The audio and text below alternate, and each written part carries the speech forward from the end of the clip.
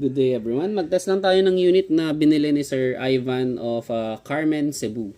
So, ang binili ni Sir is WEG17 Gen 5 FS Edition. So, ayan po siya. Brand new. May kasamang tawag dito, backstrap, dalawa. And then yung pin for respective backstrap. And then meron siyang kasamang ito, lanyard loop. So, yun po ang sa FS edition compared sa non-FS edition. And then, sa unit naman is, ang kaibahan niya sa non-FS edition, sa mga WG17 Gen 5, is, meron lang po siyang front serration. So, para pwede siyang kasana ganun. Tapos, or dito.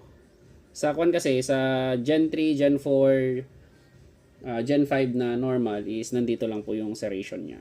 Wala po sa harap. So, test natin yung magazine for leak.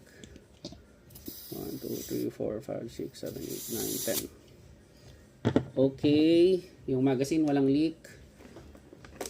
Then, 5 shots tayo. 5 shots. Yan. 5 shots. Yan tayo. 5 shots.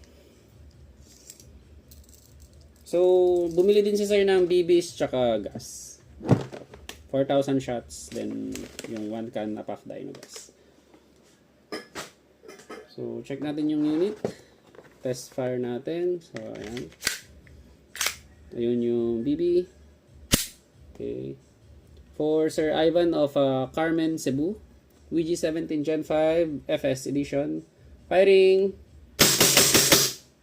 Okay. So, wala ng BB. So, hilahin nyo yung magazine, then hammer down. So, napakaganda niya. Tignan nyo mabuti. FS Edition.